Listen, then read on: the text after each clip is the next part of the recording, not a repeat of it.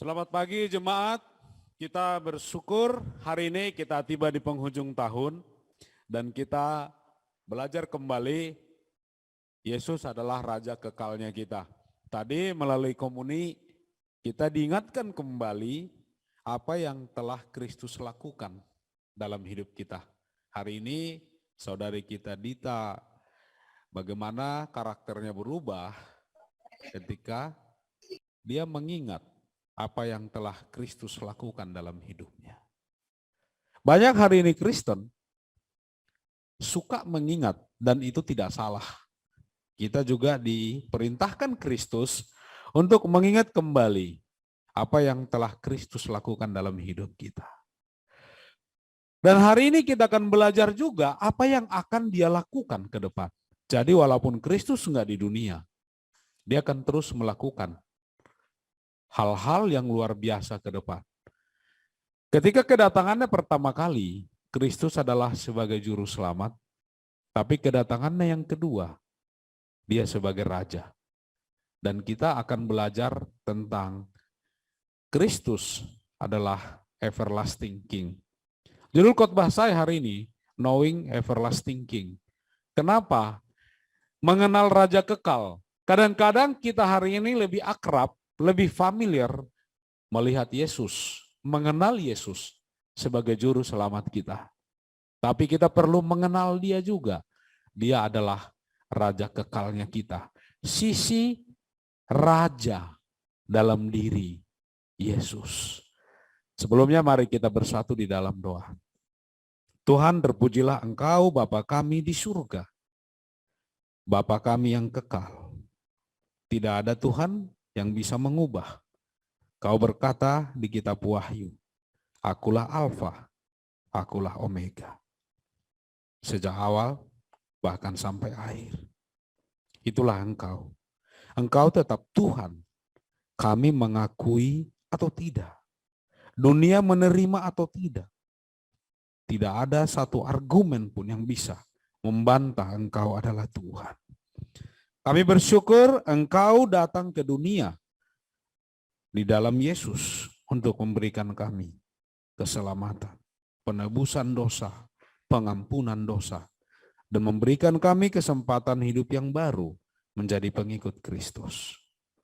Dan hari ini adalah perjalanan kami menuju kepada kerajaan kekal, di mana Kristus menjadi rajanya.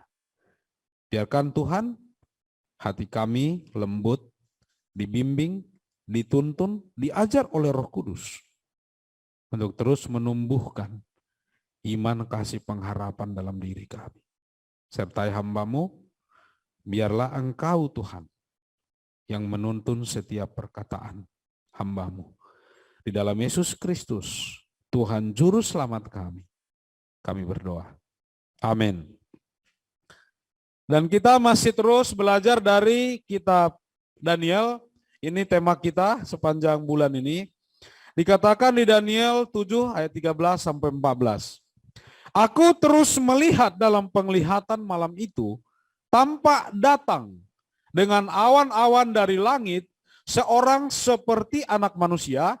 Pendeta Perengki sudah khotbahkan ini. Datanglah ia kepada yang lanjut usianya itu, dan ia dibawa ke hadapannya. Lalu diberikan kepadanya kekuasaan dan kemuliaan dan kekuasaan sebagai raja. Maka orang-orang dari segala bangsa, suku dan bahasa mengabdi kepadanya. Kekuasaannya ialah kekuasaan yang kekal, yang tidak akan lenyap, dan kerajaannya ialah kerajaan yang tidak akan musnah. Minggu lalu Daniel juga mengambil dari sini. Yesus, anak manusia, dia raja kekal. Amin. Dia raja. Di Daniel 11 ayat 32b, ini menjelang akhir dari semuanya. Dikatakan di sana, tetapi umat yang mengenal Allahnya akan tetap kuat dan akan bertindak. Wow. Inilah kenapa khotbah saya hari ini mengenal raja kekal. Penting. Ini bukan hanya berbicara tentang yang biasa kita dengar ungkapan, kalau tak kenal maka tak sayang. Ini bukan tentang itu saja. Lebih kuat dari itu. Ketika kita mengenal Allah kita, apapun itu atribut Tuhan, itu akan menguatkan. Kita mengenal Dia, Allah yang ngasihi, itu akan menguatkan kita untuk mengasihi. Untuk kasih kita tetap kuat dan kasih kita tetap bertindak. Kalau kita mengenal Allah kita sebagai Raja kekal, ini akan memberikan kepada kita pengharapan kita tetap kuat. Tapi kita tidak menjadi pasif. Kita bertindak, berbuat, tetapi di dalam pengharapan. Amin. Bayangkan di dalam hidup kita, kita tidak mengenal Tuhan kita. Akan banyak kebingungan, kebimbangan, ketakutan yang membuat kita bahkan tidak bertindak dalam hidup ini. Hari ini di dunia ini betapa banyak orang tidak clear apa yang dia lakukan dalam hidupnya karena tidak mengenal Allah. Hari ini kita khusus mengenal Tuhan sebagai Raja kekalnya kita. Amin. Kitab Daniel secara singkat dibagi dua. Pertama tentang pribadi Daniel, apa kehidupannya secara pribadi di pasal 1 sampai 6. Mulai pasal 7, itu adalah penglihatan Daniel. Kebanyakan berbicara tentang masa depan. Jadi kalau kita hari ini tidak bisa melihat masa depan, kita baca kitab Daniel. Dan pola ini adalah polanya Tuhan. Kenapa saya katakan polanya Tuhan? Kitab Daniel adalah kitab di mana bangsa itu di dalam pembuangan.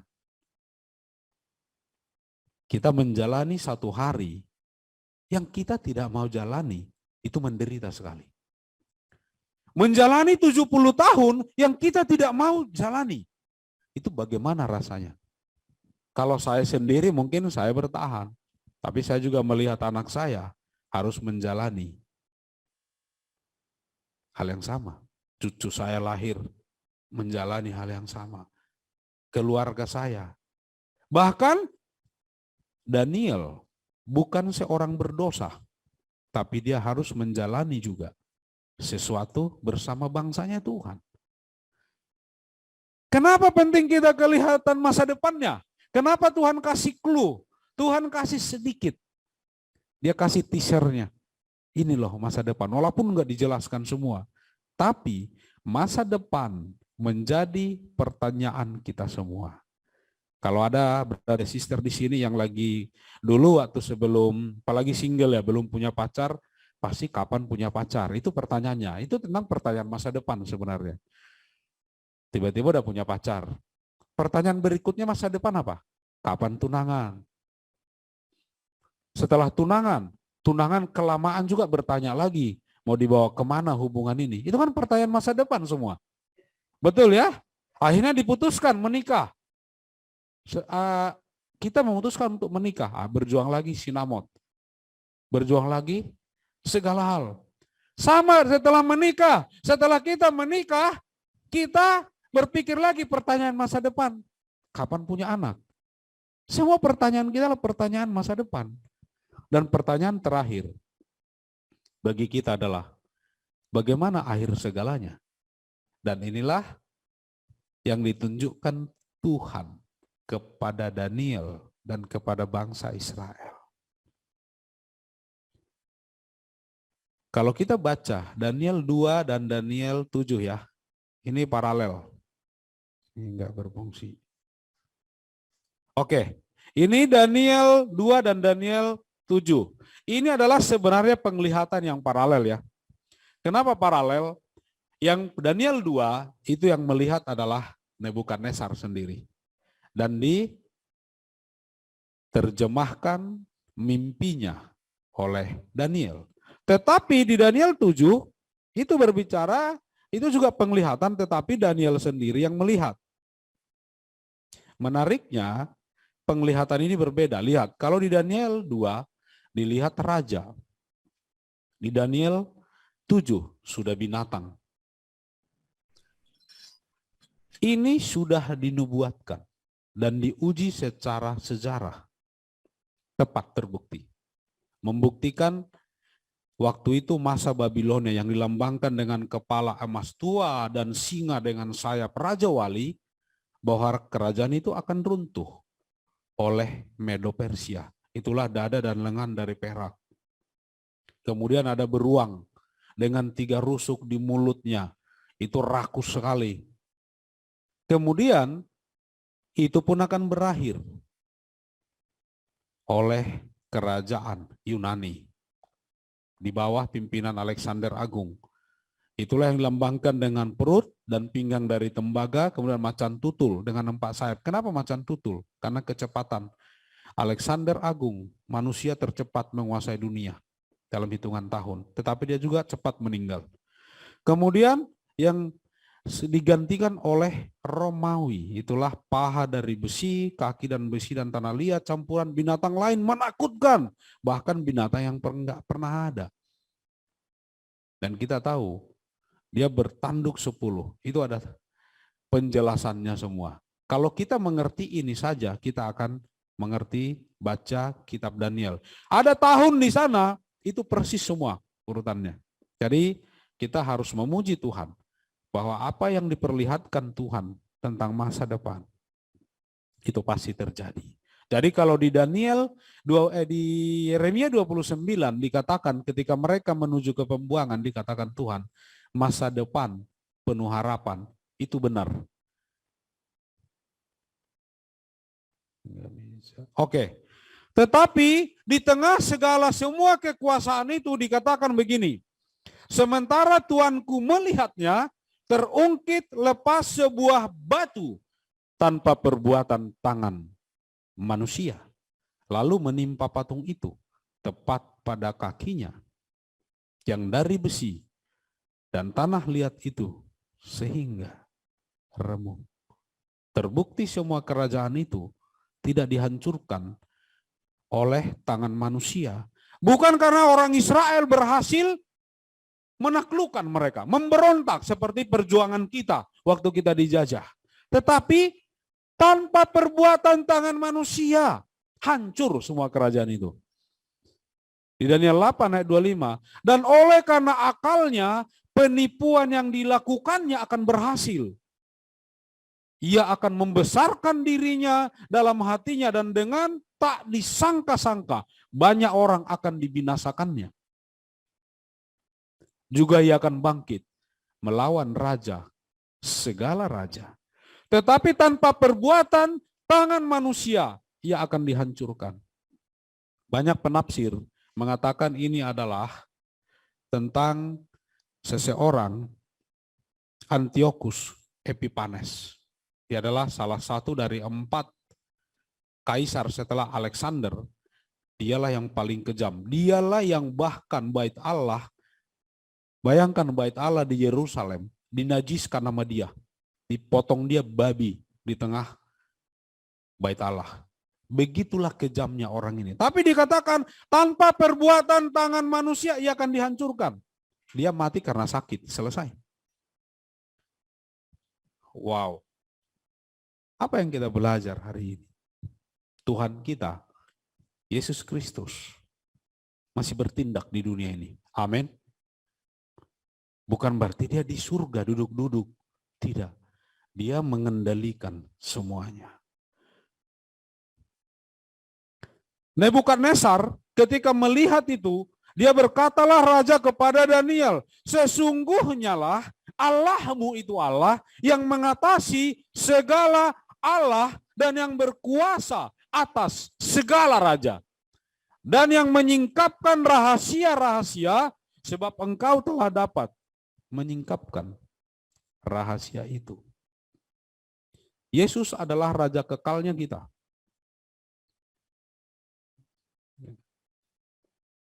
Kita harus mengenal Yesus sebagai raja kekal. Dia mengatasi segala yang berkuasa. Amin. Semua kerajaan itu sudah berakhir hari ini, tinggal sejarah. Itu adalah penguasa paling hebat sepanjang dunia. Bahkan kekuasaan mereka lebih besar dari kekuasaan semua negara yang ada sampai hari ini. Tetapi Tuhan kita mengatasi segala kuasa itu. Hari ini, kalau kita memiliki raja kekal, bukan raja yang akan datang, dia udah juru selamat kita, sekarang pun dia akan jadi raja kekalnya kita. Bukankah hidup kita sebagai seorang Kristen, hidup yang penuh kuasa, bukan hidup yang tidak berdaya. Tidak ada satu kuasa pun yang menganiaya, menghalangi kita hari ini di luar kendalinya Tuhan. Karena Tuhan masih lebih berkuasa dari situ. Hari ini sangat miris di dunia. Kristen tidak berani berbicara tentang Yesus adalah Raja. Miris kalau kita hanya berbicara, Yesus juru selamatku. Dia adalah juru selamat buat semua orang. Kita enggak proklaim itu, harusnya kita katakan. Dia raja, dia berkuasa. Tidak ada yang perlu kita takuti. Tidak ada yang terlalu powerful atas hidup kita selain Kristus. Pertanyaannya, apakah Yesus kita biarkan menjadi raja yang mengatasi segala kuasa dalam hidup kita? Atau kita biarkan penguasa yang lain menguasai kita? Jika kematian Yesus berarti dalam hidup kita, saya mau tanya pertanyaan yang kenapa kita hari ini komuni? Karena Yesus menebus dosa kita. Pertanyaan saya simpel. Berapa banyak kita hari ini yang masih jatuh di dalam dosa? Pikiran cabul. Itu kuasa atas hidup kita. Berapa banyak hari ini kita biarkan kedagingan kita berkuasa atas diri kita. Berapa banyak emosi, kenegatifan, pikiran-pikiran kita. Bahkan masa lalu yang harusnya kita sudah buang ketika Yesus lahir, ketika kita menjadi murid Yesus, kita masih terbelenggu oleh masa lalu kita hari ini. Atas nama apa orang bilang? Skema, trauma.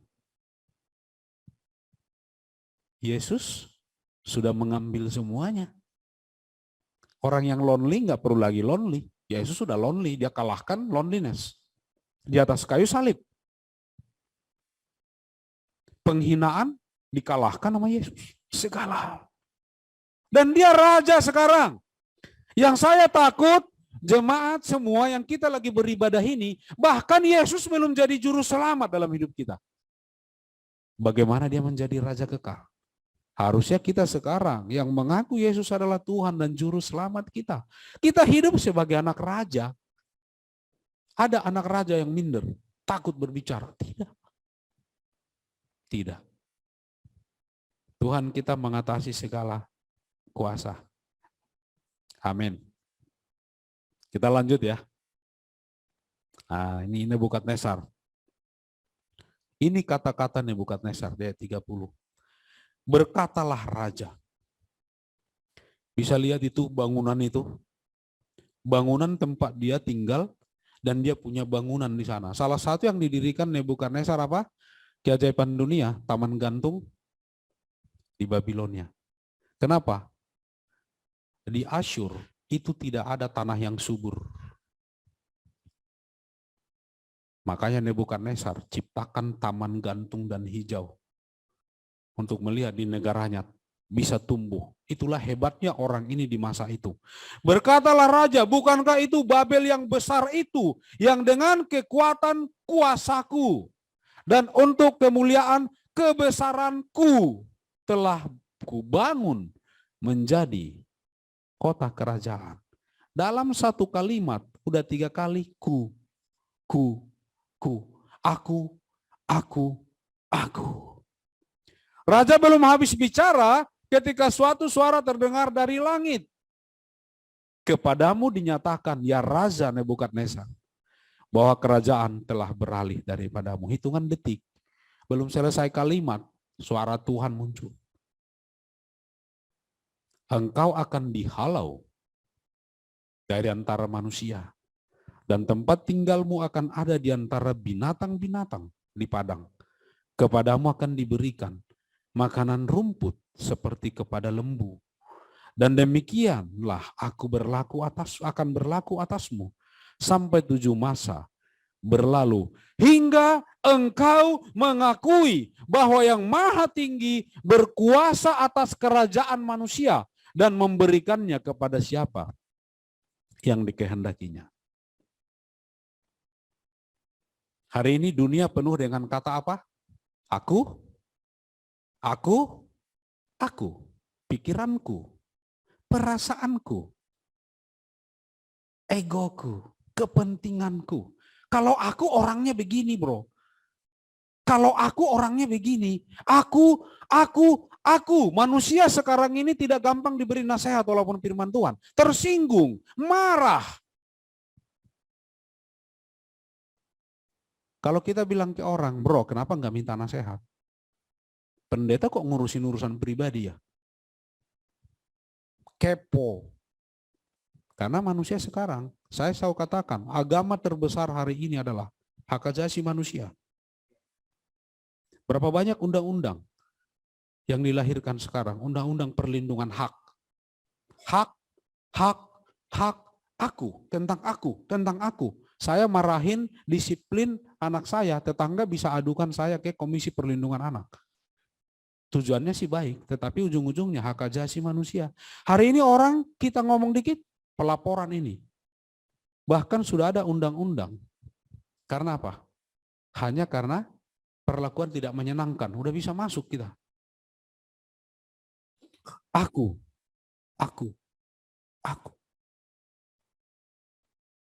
Kita nggak mengakui Tuhan yang Maha Tinggi. Nebukadnezar menjadi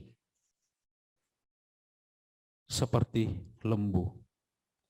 Hari ini ego manusia membuat kita semakin turun derajatnya, semakin mirip binatang. Ego. Karena binatang itu tidak pernah belajar berbagi. Dia dalam rantai makanan, dia hanya ambil yang dia mau semua. Jadi binatang, direndahkan Tuhan. Hari ini Tuhan lakukan hal yang sama kepada kita. Oh iya, berapa banyak hari ini hubungan rusak karena kita seperti binatang. Tuhan dikasih kita akal sehat, kita pakai insting. Tuhan kasih kita roh, kita pakai daging. Kalau hidup kita hanya didrive oleh daging dan didrive oleh insting, apa bedanya? Tapi ingat, kita boleh menolak semuanya dan tetap mengagungkan aku. Tuhan akan merendahkan kita. Belshazzar, ini anaknya. Dia melihat tulisan tiba-tiba di dinding, laki perjamuan. Dia mengeluarkan barang rampasan dari bait Allah di Yerusalem yang disimpan bapaknya Nebukadnezar di gudang. Dia keluarkan semua peralatan itu dan dia pakai sekarang untuk mabuk dan minum-minum. Ayat 23, Tuanku meninggikan diri terhadap yang berkuasa di sorga. Perkakas dari baitnya dibawa orang kepada tuanku, lalu tuanku serta pembesar tuanku, para istri dan para gundik tuanku telah minum anggur dari perkakas itu.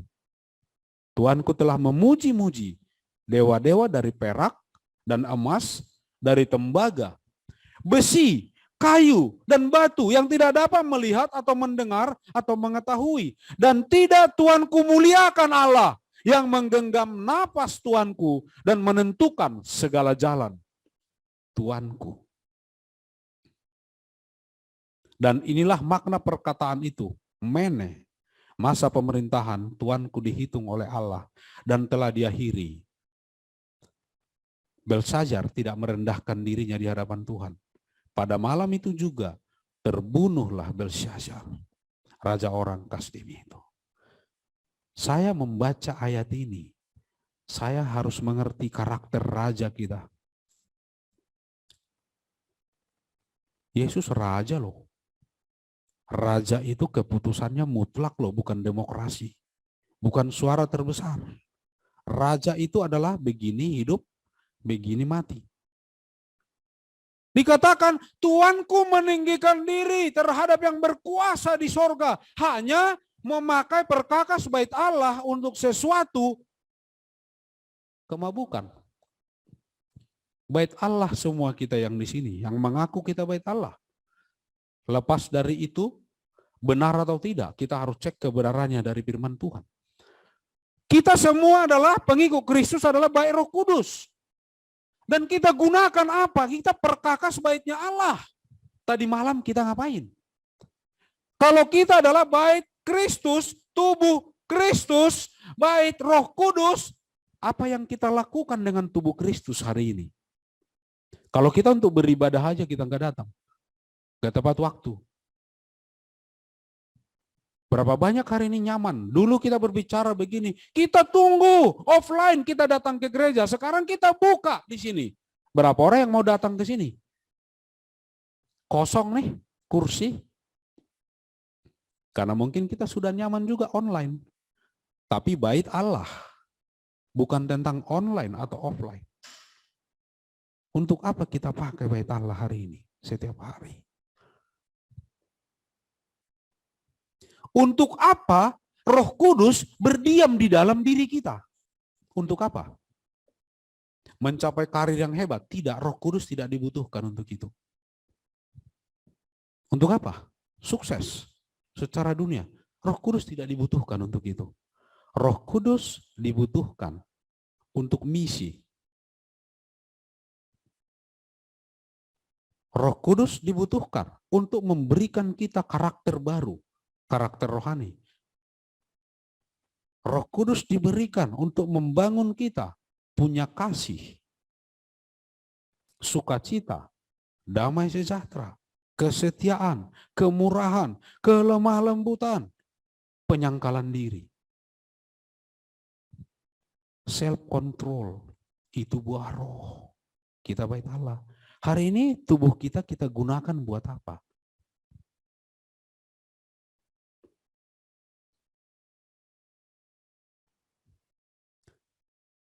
Saya suka, ini Nebukadnezar. Dia nggak pernah dibuat menjadi seorang murid Yesus, percaya nggak pernah ditulis di Alkitab, saya nggak tahu. Tetapi waktu saya membaca ini, harusnya ini menampar saya, membuat saya malu. Nebukadnezar berkata seperti ini, jadi sekarang aku, yang tadinya kekuasaanku, sekarang dia bilang, aku Nebukadnezar.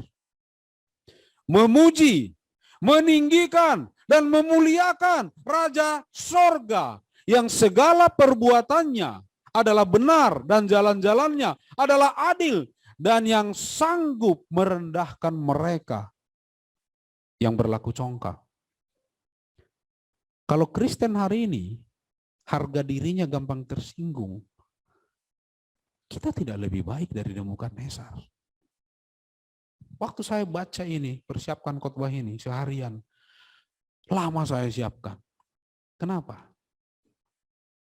Kalau saya bayangkan saya dengan Nebukadnezar, di titik ini, hari ini, detik ini, benar enggak ini pengakuan saya kepada Kristus sebagai Raja? Memuji Dia sebagai Raja? Kalau saya datang menghadap Raja, kira-kira apa yang akan saya lakukan?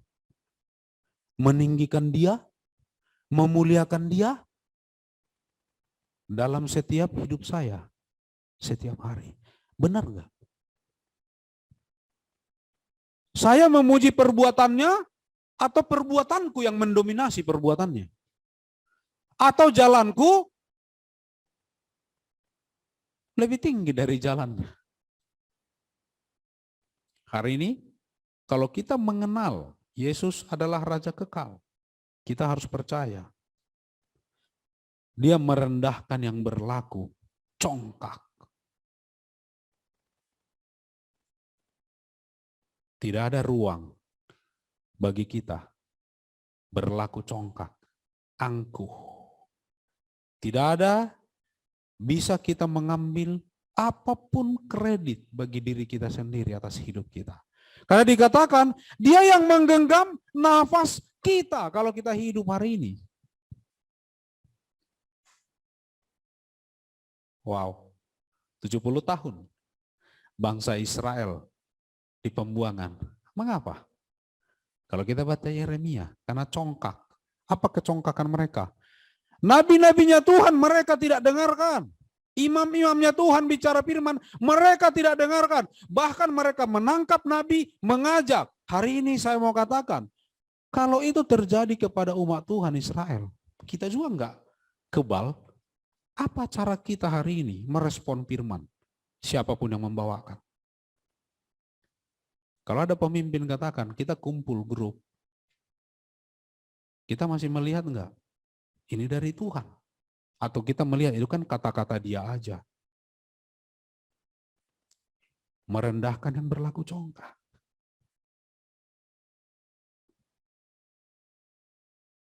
Berapa banyak kesombongan dalam diri saya yang Tuhan hajar, bahkan sepanjang tahun ini. Berlaku congkak kita pikir seperti kita Nebukadnezar menantang Tuhan. Ketika kita tidak bersyukur, itu udah awal kita udah mulai congkak. Ketika seseorang tidak bersyukur di tengah pandemi ini, berarti orang ini tidak mengakui bahwa Tuhan adalah Tuhan. Berapa banyak doa kita hari ini, doa hanya untuk bersyukur. Atau doa meminta terus. Atau bahkan di doa kita komplain. Berapa banyak kita hari ini tidak menghargai gereja, tubuh Kristus. Bahkan tidak menghargai satu sama lain. Itu congkak. Cara kita melihat brother sister kita negatif. Jemaat negatif ke pemimpin, pemimpin label kepada jemaat. Kalau dia begitu bro, susah dia. Oh kita udah congkak. Karena pada dasarnya, mulai dari pendetanya, pemimpin jemaat, kita adalah pendosa. Raja kita siapa? Yesus. Amin. Ini adalah waktu di bulan ini, kita refleksi. Bukan refleksi kaki ya. Kita refleksi diri, gimana kita sepanjang tahun ini? Kita berlaku congkak. Atau tidak? Jangan sampai Tuhan yang merendahkan kita.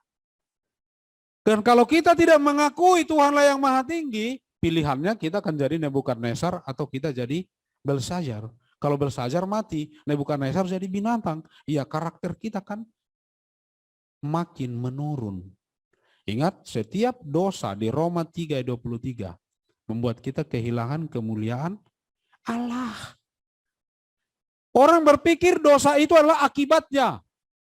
Akibat dari dosa yang terbesar bukanlah ketika saya melakukan perzinahan, hamil, bikin malu. Bukan. Yang masalah terbesar dari dosa adalah itu menjadi karakter. Itu yang paling susah diubah. Jadi karakter. Jadi kita udah nggak biasa lagi hidup benar. Nggak cinta lagi hidup benar.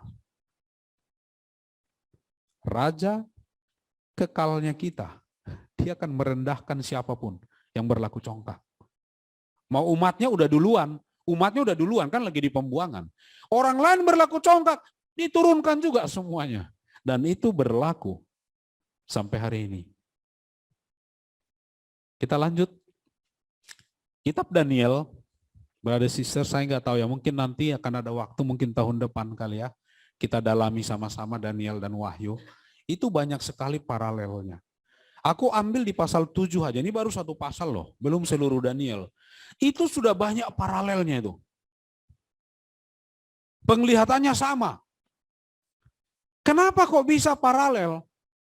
Kitab Daniel sama kitab Wahyu. Kitab Daniel berbicara tentang umat Tuhan di pembuangan. Kitab Wahyu berbicara umat Tuhan dalam penganiayaan. Hampir sama keadaannya. Salah satu adalah di Daniel 7 ayat 18.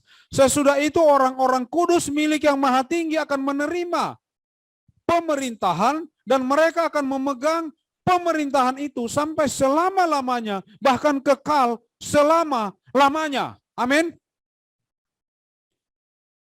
Kristus Raja, tapi yang menarik adalah Dia mau memerintah bersama kita. Dia akan berikan pemerintahan itu kepada kita. Di dunia ini kita tidak punya pemerintahan yang real. Tetapi kita akan punya pemerintahan itu. Di Wahyu 22 ayat 5. Dan malam tidak akan ada lagi di sana. Dan mereka tidak memerlukan cahaya lampu dan cahaya matahari. Tidak perlu lagi bayar tagihan listrik di sana. Sebab Tuhan Allah akan menerangi mereka. Dan mereka akan memerintah sebagai raja sampai selama-lamanya. Wow. Kalau di dunia ini hanya orang Batak yang semua raja. Menurut mereka. Akan memerintah sebagai raja. Wow, jangan bilang tadi Tuhan hanya berkuasa atas penguasa. Tuhan berkuasa merendahkan yang congkak. Tapi Tuhan juga berkuasa mengangkat orang memerintah. Amin. Inilah tujuan Tuhan. Di dalam masa pembuangan, di dalam masa penganiayaan, dia kasih penglihatan masa depan. Kira-kira katanya begini, tenang aja, tekun aja. Kayak sharing komunitas tadi. Tekun aja terus, lakukan aja terus yang benar. Di akhir, kita yang menang. Semua kerajaan itu udah habis. Kerajaan Tuhan masih ada sampai hari ini. Dan yang kita lihat sekarang ini belum ada apa-apanya. Anton belum memerintah di sini. Belum. Anton masih lebih sering diperintah.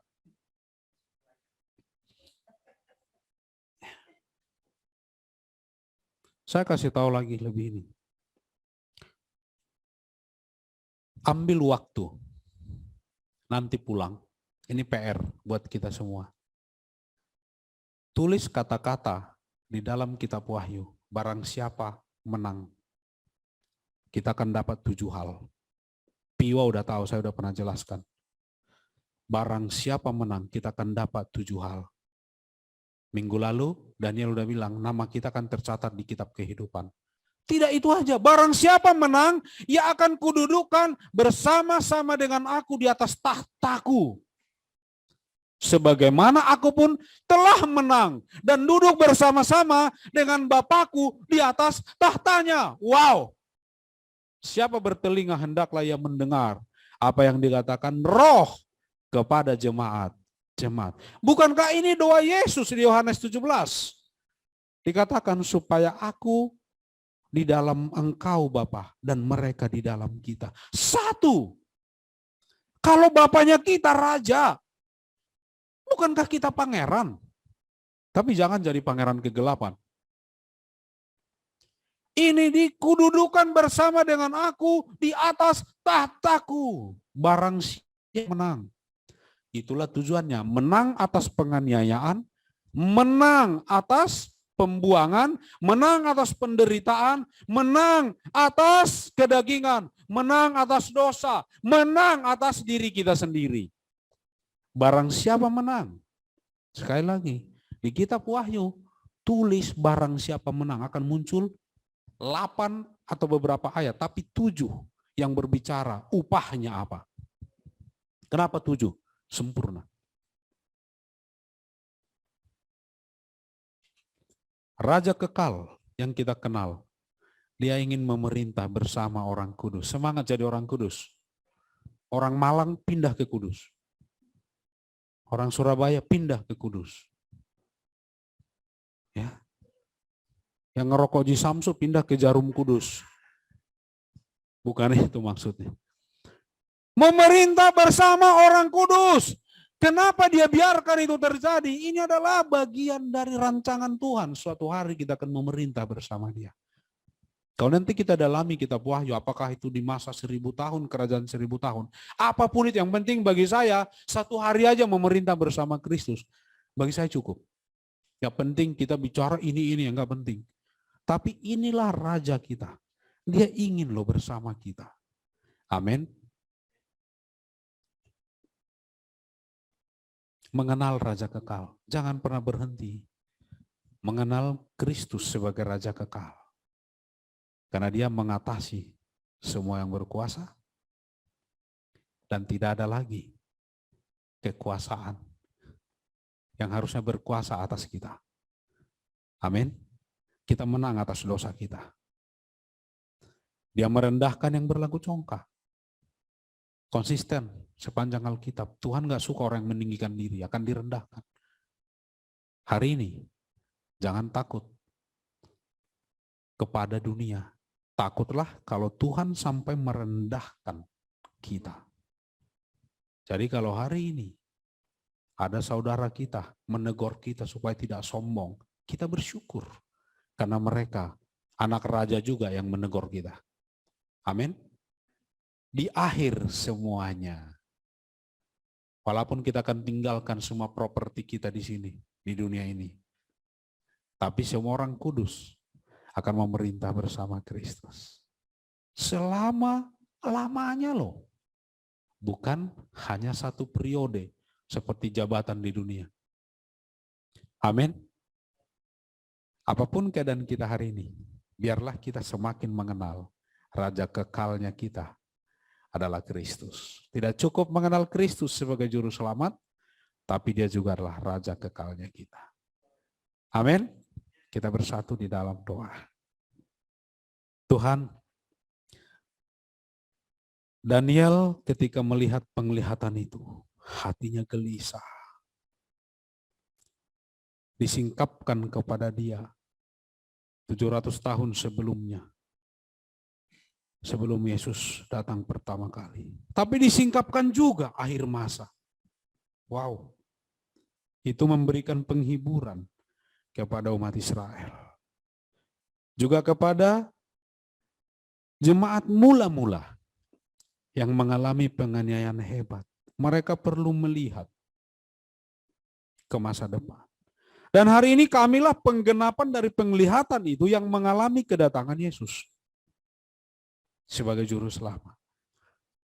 Tapi kami juga diberi sedikit penglihatan. Ke depan Yesus adalah Raja kekal. Biarlah itu membuat kami hari ini semakin mengenal Kristus sebagai Raja dalam hidup kami. Dan kami tetap menjadi pemenang dan setia. Berkati seluruh jemaat-Mu, berkati hati kami. Untuk kami hari ini mendapatkan penghiburan dan pengharapan. Di masa depan kami akan memerintah bersama dengan Engkau Raja kami. Terpujilah Engkau Bapa. Ampuni dosa kami. Jika hari ini kami tidak mengenal Engkau sebagai Raja kami. Di dalam nama Yesus Kristus Tuhan, Raja kami berdoa. Amin.